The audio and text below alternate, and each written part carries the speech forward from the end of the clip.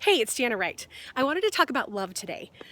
It's a topic that God has really been solidifying in my heart lately, how He loves us, first of all, and that's the thing that's been just leaving me in awe lately. But then, how does that play out into the lives of other people? Because let's face it, we're surrounded by people all of the time, and people that need our love, and that really actually want it. So how do we love people well? I think we've probably all had the situation where there was that one or two persons who are really hard to love. I remember when I was in the ministry, there's this one girl who just rubbed me the wrong way. I am not even kidding. Our personalities didn't mesh. We didn't have a lot in common.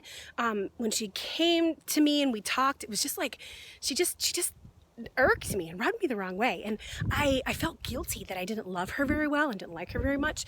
And I asked the Lord, I'm like, man, Lord, I know that you command us to love one another. How do I do that with this girl? So I thought I'd get smart. I went and did a study on God's love and looked up some verses, especially in First John, about how to love others well. And I wrote them on some cards and started memorizing them.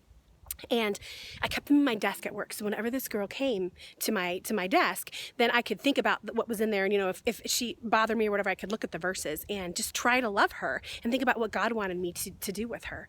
And you know what? It didn't work at all. I just basically beat myself over the head with the Bible and tried really, really hard, and it really didn't help. I don't remember my feelings having changed very much. And I think that's kind of partly where this concept is coming from, this how do we love others well.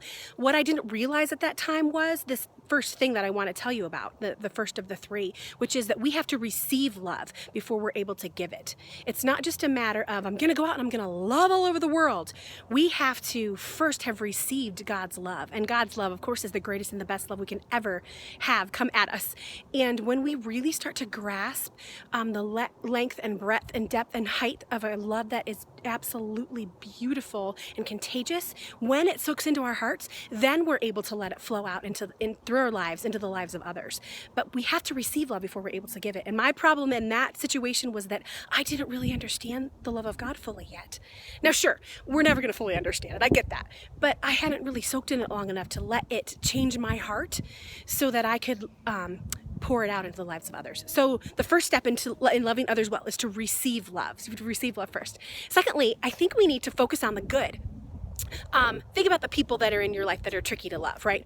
Isn't it easy to come up with all their negative qualities and the things they've done to hurt you, or the things that you don't really like about them, or how you don't get along? What if instead that you focused on the things that are good about them, how God created them to be unique and amazing, and just kind of list out in your mind the good instead of the bad. This is an absolutely fabulous way to change your emotion about someone and your thinking and your story in your head about them. Because when you're focusing on the good, you can't be as annoyed and as frustrated with that person. And I think that's what God does with us.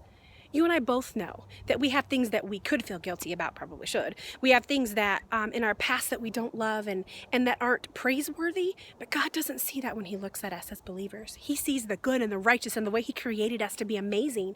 And I think He focuses on the good all the time. And that's a huge reason why He's able to love us so well, not to mention the fact that He is love. So first of all, receiving love, and then focusing on the good. And thirdly, and this one might surprise you, but thirdly, I think we need to tell the truth. A lot of times in trying to love people's situations, it can be easy to say, well, I'm just gonna be really, really nice, give them lots of grace, and just not tell them what I really think. Well, of course, there's a way to tell truth that's unkind, and then there's a way to tell truth that's loving. But I think when we are able to tell the truth to someone, we're actually loving them the best. Because just giving them sweetness and kindness and syrupy whatever is not actually loving them. That's just giving them sweetness and kindness and syrup. And how's that really gonna help? But being able to tell the truth, yes, giving them grace and truth at the same time. So telling the truth in love. So I think the three best ways to love someone well is to receive love first, then to focus on the good, and then to tell the truth. And I think then God's love can shine through us to a world that needs it desperately.